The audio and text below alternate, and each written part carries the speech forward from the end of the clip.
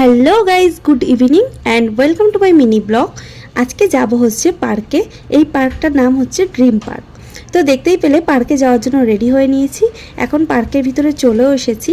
আর এসে দেখছি যে অনেক বাচ্চারা খেলাধুলা করছে, কেউ দোলনায়ও চড়ছে, আবার অনেকে ওয়াকও করছে। তো আমরাও এসে একটুখানি বসলাম। আর ওপর থেকে দেখতে পাচ্ছ পার্কের ভিউটা জাস্ট ওয়াও লাগছে। তারপরে দেখতে পাচ্ছ চারিদিকটা কত সুন্দর সবুজে সবুজ লাগছে। আর এখানে একটা বেদানা গাছ ছিল, যেটা আমি একটুখানি ক্যাপচার করে নিলাম। আর আশেপাশে অনেক ছোট ছোট ফুল গাছ ছিল, সেখান থেকে একটা ফুল নিয়ে আমি আমার মাথার মধ্যে দিয়ে দিলাম। তারপরে একটুখানি দোলনায় চড়লাম। আর পার্কে আসবো, দোলনায় চড়বো না তা তো হতে পারে না না। তারপর সেখান থেকে বেরিয়ে একটু দোকানপাটে ঘুরলাম। ঘুরে আসার সময় নিয়েছিলাম বাটারস্কচের পেস্ট্রি, যেটা আমার খুবই ফেভারিট। তারপরে বাড়িতে এসে বানিয়েছিলাম দই ফুচকা, জল ফুচকা, চাটনি ফুচকা, সমস্ত ফুচকা বানিয়েছিলাম।